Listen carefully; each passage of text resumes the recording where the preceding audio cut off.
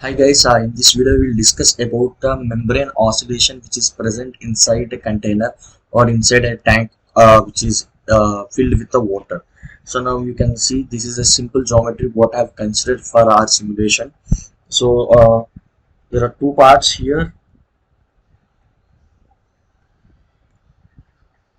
So I can say that it is filled up to this point of level. So all the bottom part what you can see is the water, and this is the membrane which is present inside the water, and this starts oscillating, right? So this oscillation would be alternating. So for one time period it would be in this way, and the other time period it would be in the other way. So it starts oscillating about the point. So these oscillations will make the water to spill over the entire container, and this is a outflow condition what we have applied in the fluid. This is outflow, and all these are walls. So all these are walls, right? So this is the condition what we have considered. If I can just show you on the screen. So this is the container what is present, and here this is the membrane what you can see, and I'll just show you the mesh. So it is simple mesh, in the consider the conditions what we have taken in the mesh is as I mentioned previously. So one is the walls that is surrounding the container, and the other is the outflow, and remaining thing is the membrane which is start oscillating at a given frequency. So now you can see this is the mesh what you can see, and that mesh would have an element size of 0.005 meter. It's a random size what I have given just for only simulation purpose. So this is the wall membrane, and this is the outflow condition, and remaining all these things are walls. So these are the conditions what I am considering. So now I'll just go to the setup. So I will maybe select for ANSYS academic version you can go up to 4 course. So I'll just select the 3 solver courses and one for graphics user interface, so that we can have that graphics user interface also as one of our code for the simulation. So now it will be loaded, and prior to that, so membrane oscillation what you are seeing on the screen, right? So that code I will show it to you. So the point you can see here, the membrane oscillation. Maybe I'll just take it a snip this and I will paste there so that I can explain you what exactly this UDF means. So just I'll copy this and I'll just get back to the tool, and yeah, so now you can see the things here. So we'll just move this. Yeah, I can move here. Yes. So now you can see on the screen. Alright, so you can easily visualize on the screen how the UDF is present. So here it is a defined grid motion. So there are 6 degrees of freedom what we can generally give. In the 6 degrees of freedom, one is defined CZ motion, another is defined grid motion. So defined grid motion we can easily control nodes which cannot be done using the defined CG motion. So in the defined grid motion we can control the nodes as I stated, and this is the general structure of the defined grid motion. So one is the phase variable what we are declaring here. So this is the phase thread, and other this is the thread loop or thread variable what we are declaring. This is a thread variable. So now I'll try to zoom this and I'll show it here. So this is the membrane onto which we try to give the UDF. So this membrane would have nodes on it, nodes present, right? So maybe I just draw these nodes here. So these are all the nodes. Onto these nodes, we are defining this. So this is a thread loop. So these are the declaration of integer. This is a declaration of node variable v, star v, and this is a real variable declaration x and y. So set deforming thread flag thread underscore t naught tf. It means that we are trying to mention anything which is adjacent to this membrane is in the deforming zone. So we are declaring the above part as well as below part are in the deforming zone. So this means that below and above are deforming regions.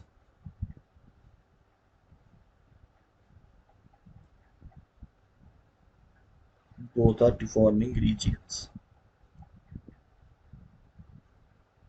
Now we are trying to start the begin F loop. So the F loop is a phase loop. The phase loop is nothing but this membrane. This membrane is the phase loop onto which we are trying to give our oscillations of the sinusoidal.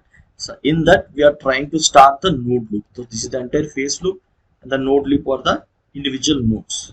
So for each node we will try to give the, so maybe I'll just, so these are the nodes.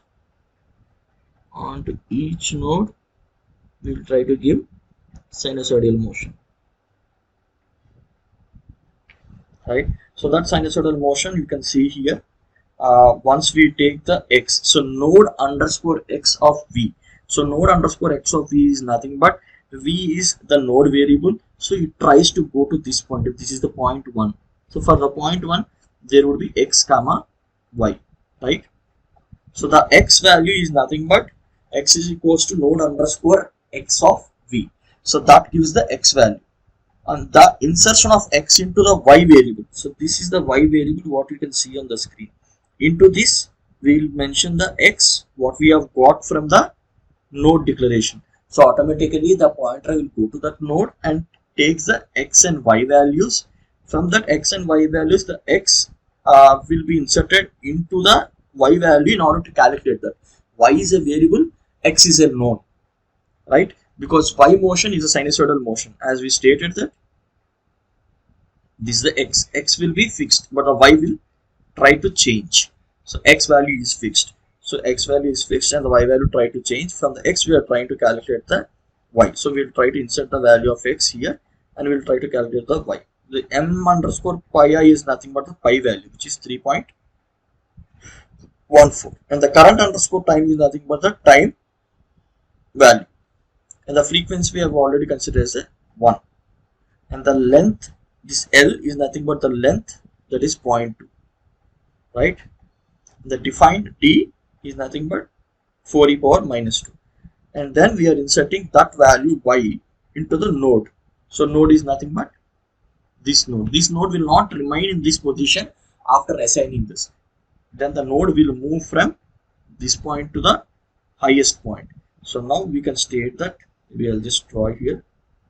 Initially everything is in this way, but now the x would remain the x, but the y value will change.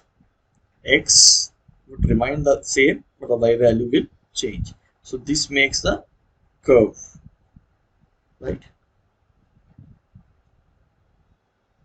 Initially everything is on the same line, but after that, due to sinusoidal motion, y value changes and it will be given through this UDF, right? So now I'll try to use the UDF. First I'll try to compile. When you try to use define creep motion, then definitely you need to compile the UDF. Interpretation of UDF will not be allowed. So I can just show you on the screen. First you need to go user define functions, compiled, add that function. I have the function here in the trial. So build that. It will take 3-4 seconds for you to build. So after building you need to load that. So build is completed, then you can just load it. So it loaded. So transient simulation, give transient simulation, gravity in the minus 9.81, right? And in the models, activate multiphase, and for volume of fluid, implicit body force, disperse sharp, apply. Then go to the material tab. In the material tab also add water liquid. So go to water liquid. Okay, copy, close this again. Once go to the volume of fluid, phases, phase 1 is air, phase 2 is water liquid, and then phase interaction, give the surface tension between the air and water as 0.072, surface tension coefficient, apply, close, check whether the cell zone is under fluid or not. Yes, it's a fluid. Then go to dynamic, this one. This outflow is obviously it will come from the name what we have assigned.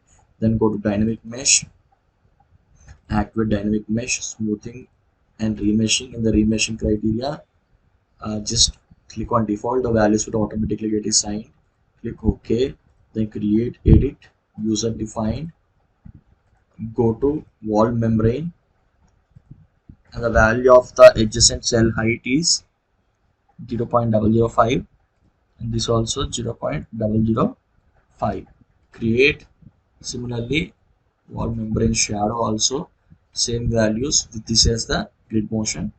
Create. This you will get when you try to compile the UDF, right? Close this, and you can just, once you go to initialization, initialize, and then once go to domain, manage, new cell register, new region.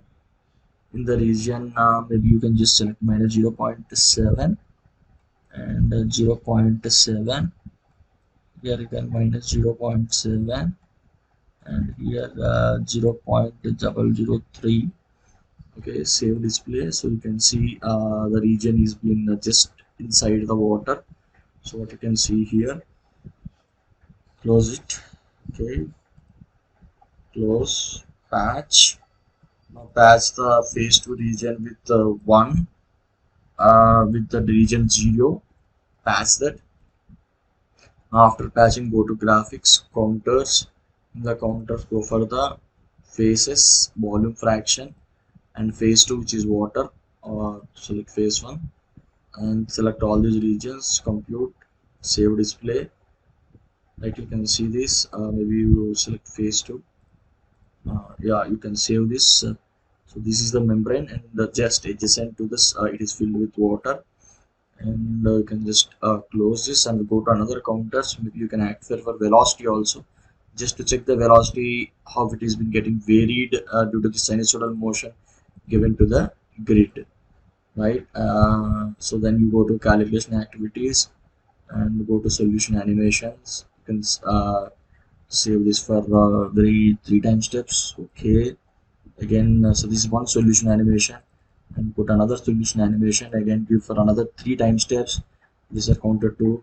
Click OK, and go to run calculations, into the time step 0.01, and maybe for 100 time steps, right? Click on calculate. So it will start running. You can see with another 3 time steps, you can see on the screen. So you can see the velocity magnitude, how it is getting varied, the sinusoidal motion, right? So after running through the number of time steps, I can just show you the animation by using the playback. So you can see, due to the sinusoidal motion of the membrane, how the water is getting spilled over the membrane onto the walls of the container, right? So this is the phase 1, phase 2 diagram. Maybe you can go to the velocity also. You can just check the velocity. I'll just show you the only graphics. So now you can see clearly the membrane is having the sinusoidal motion, and the velocity is getting varied with the range from 0 to 0.6 odd magnitude meters per second. right? So hope this video has helped you in understanding the defined grid motion, how you can give it to the nodes of the membrane or nodes of the walls, and you can apply it to any of your applications. So for further like these videos, please do subscribe the channel and encourage me for doing more number of videos. Thank you.